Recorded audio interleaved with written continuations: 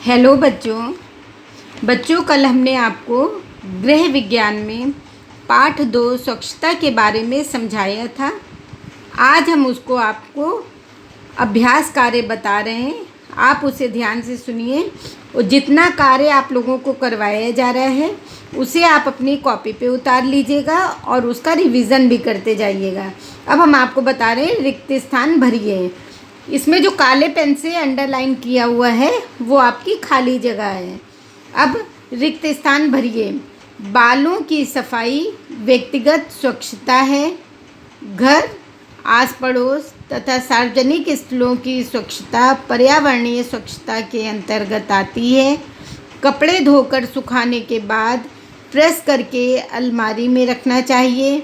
बाजार से सामान लाने के लिए कपड़े का थैला ले जाना चाहिए। पटाखे सार्वजनिक स्थान पर नहीं छुड़ाना चाहिए। उद्योगों के अपशिष्ट पदार्थों को नदियों व तालाबों में नहीं बहाना चाहिए। गंदे हाथों अथवा गंदे रुमाल से आँखों को नहीं साफ करना चाहिए। धूल में अनगिनत कीटाणु होते हैं। व्यक्तिगत स्वच्छता का हमारे जीवन में विशेष महत्व होता है। अशुद्ध वायु के प्रयोग से श्वास संबंधी रोग हो जाते हैं। बच्चों, अब हम आपको अति लघु उत्तरीय प्रश्न बता रहे हैं, उसे आप लोग ध्यान से सुनिएगा। विश्व पर्यावरण दिवस कब मनाया जाता है? विश्व पर्यावरण दिवस 5 जून को मनाया जाता है। विश्व योग दिवस कब मनाया जाता है?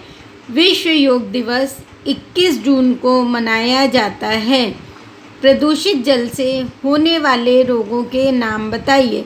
प्रदूषित जल पीने से हैजा, पेचिश, पाचन संबंधी तथा त्वचा संबंधी रोग हो जाते हैं। शुद्ध वायु शरीर में प्रवेश करके क्या कार्य करती है? शुद्ध वायु शरीर में प्रवेश करके रक्त को शुद्ध करती है।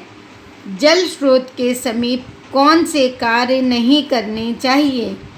जल स्रोत के समीप नहाना, कपड़े धोना, पशुओं को नहलाना एवं शौच आदि कार्य नहीं करने चाहिए। बच्चों, अब हम आपको लघु उत्तरीय प्रश्न बता रहे हैं, ध्यान से सुनिएगा। व्यक्तिगत स्वच्छता के अंतर्गत कौन कौन सी स्वच्छता आती है? कल हमने आप लोगों को व्यक्तिगत स्वच्छता के बारे में विस्तार से बताया था। आज हम उसके पॉइंट्स बता रहे हैं। व्यक्तिगत स्वच्छता के अंतर्गत निम्नलिखित स्वच्छता आती है। त्वचा की सफाई, मुंह तथा दांतों की सफाई, आँख की सफाई, कान तथा नाक की सफाई, बालों की सफाई, नाखूनों की सफाई। अब नेक्स्ट है, पर्यावरणीय स्वच्छता में आप क्या सहयोग कर सकते हैं? पर्यावरणीय स्वच्छता में हम निम्नलिखित सहयोग कर सकते हैं जिससे हमारा वातावरण दूषित ना होने पाए। प्लास्टिक पैक सामानों का कम से कम प्रयोग करना चाहिए।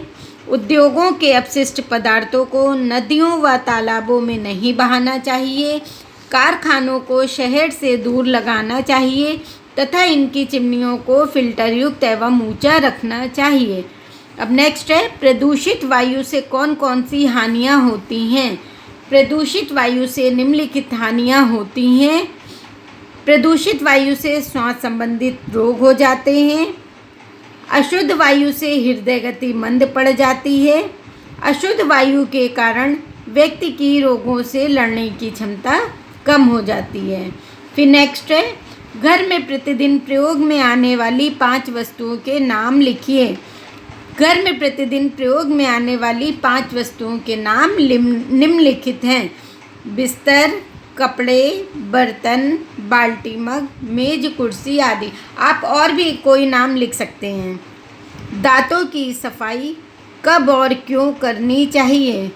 ठीक प्रकार से दांतों की सफाई न करने पर कौन सा रोग हो जाता है? दांतों की सफाई दिन में 2 बार करनी चाहिए, सुबह सोकर उठने के पश्चात तथा रात्रि में सोने से पहले। दांतों की ठीक तरह से सफाई ना करने से मुंह से दुर्गंध आती है तथा दांतों में पायरिया रोग हो जाता है। बच्चों, ये पाठ आपका यहीं पर समाप्त होता है।